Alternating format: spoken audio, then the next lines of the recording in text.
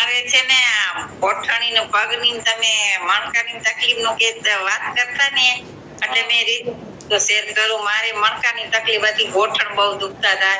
હા મેં 3 કિલો વજન હતું. અત્યારે મારે 21 કિલો મેં વજન ઓછું કર્યું છે ને ગેસની ને બીપી ઘટતી હતી મારી.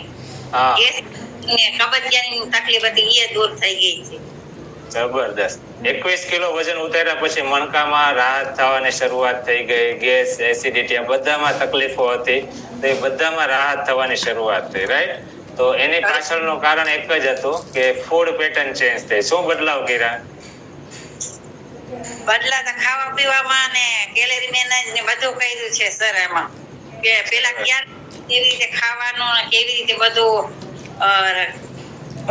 ખબર ના હોય ને એટલે બધું આમાંથી શીખ્યા છે સર. એટલે બધી એમ મારે જાણવાનું જડી ગયું છે. આપણે ક્લાસમાં બેસીએ તો આપણે જાણવાનું મળે એમ. આ તો એક નવો અવતાર આવ્યો છે ને આપણે બધો પરિવાર મળ્યો છે સર. Sir very good. તો ફેન્ટાસ્ટિક રિઝલ્ટ છે રાધાબેન.